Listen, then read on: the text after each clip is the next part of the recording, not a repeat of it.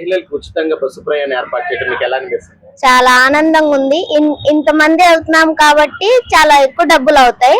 అదే డబ్బులు ఏదో తినడానికి ఏదో ఖర్చు పెట్టడానికి అది మేము జమ చేసుకోవచ్చు కదా. ఇలా ఫ్రీ బస్ అయితే ఎక్కడైనా ఫ్రీగా వెళ్ళొచ్చు. ఉచిత బస్సు ప్రయాణం వల్ల మీకు డబ్బు ఆదా అవుతుంది. అలా అని వేరేది కూడా కొనుక్కోవచ్చు. బస్ లో చుట్టాలింటికైనా వెళ్ళొచ్చు. దూరం ప్రయాణం అయితే మాకు డబ్బులు ఆదాయం ఇచ్చి బాగుంది. అంటే గవర్నమెంట్ ఇలాంటి తీసుకురావడం మీకు ఎలా అనిపిస్తుంది? చాలా ఆనందంగా ఉంది.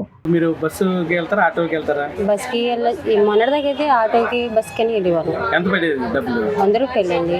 అదే ఆటోకి అయితే 200 చేసుకుంటారు. ఈ రోజు మహిళలకి గవర్నమెంట్ ఉచితంగా బస్సు ప్రయాణం ఏర్పాటు చేయడం మీకు ఎలా అనిపిస్తుంది? నాకు ఆనందంగా ఉంది. ఎందుకని? ఆ 200 మనకి కలిసి వస్తాయి కదా. ఆ డబ్బులే ఉంటే మనం ఏ సీటీ వేసుకుంటే దేనికో దానికి వస్తాయి కదా. ఇప్పుడు గవర్నమెంట్ ఇలాంటి పథకం తీసుకురావడం మీకు హ్యాపీయేనా? హ్యాపీ అండి.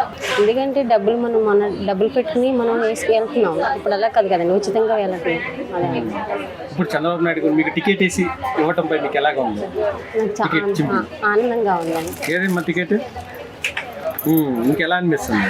నాకైతే ఆనందంగా ఉంది.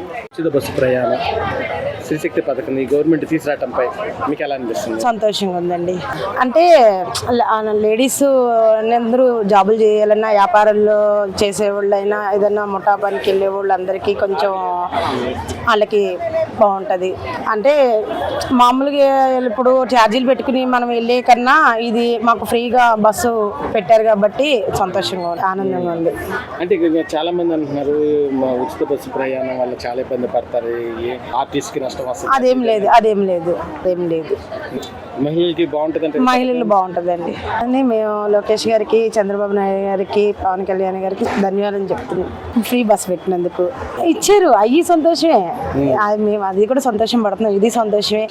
గ్యాస్ ఫ్రీ ఇచ్చారు, రైతు భరోసా ఇచ్చారు, ఫ్రీ బస్సు పెట్టారు, బాగుంది. మహిళలకి ఇంకా సంతోషం, ఎందుకంటే వాళ్ళకి ఇబ్బంది పడుకోకుండా వాళ్ళకి వెళ్ళటానికి రావటానికి ఇబ్బంది లేకుండా బాగుంటుంది. గవర్నమెంట్ మహిళలకు శ్రీశక్తి పథకం కింద బస్సు ప్రయాణం ఏర్పాటు చేసింది, ఎలా ఉందమ్మా? బాగానే ఉందండి.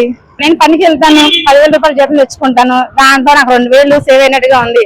2,000 రూపాయలు పాస్ తీసుకునేదాన్ని, ఆటోలకన్నీ బస్సులు ఎక్కేవాళ్ళు.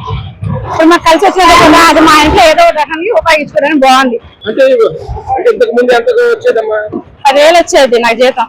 ఆ 10,000 ఏమొచ్చి 1,500, 2,000 ఛార్జీలకే పోయేది. మిగిలేదు 7,000 గడుపుకునేదాన్ని. మా ఇంట్లో తెలివిగా చదివించుకున్నా, నేను తింటానికి అన్నప్పుడైతే ఇది బాగుంది. బస్సు ప్రయాణం కల్పించడంపై ఈ గవర్నమెంట్ మీకు ఎలా అనిపిస్తుంది? ఇప్పుడు మాకు 300 మిగిలినట్టే కదండి. మామూలు ఇప్పుడు కూరగాయలు తీసుకొచ్చుకోవాలి, 300 రోజుకొచ్చి 300 మిగిలినట్టే కదా. ఇప్పుడు ఉద్యోగాలు చేసేవాళ్ళు ఉంటారు, పనులు చేసేవాళ్ళు ఉంటారు, వాళ్ళకి ఫ్రీ ప్రయాణం ఉంటే కొంచెం డబ్బులు మిగిలినట్టే కదా. పర్లేదు, ఇలా పెడతాం వల్ల చాలా ఉపయోగం ఉంది. లేడీస్కి మటుకు బాగా ఉపయోగం ఉంది. ఎందుకంటే ఫ్రీ ప్రయాణం అంటే ఇప్పుడు చెప్తున్న కొంతమంది ఉన్న వాళ్ళు ఉంటారు, లేని వాళ్ళు ఉంటారు. ఇప్పుడు లేని వాళ్ళకి బాగా యూజ్ అవుతుంది, ఉన్న వాళ్ళకి అయ్యిద్ది, లేని వాళ్ళకి అయ్యిద్ది.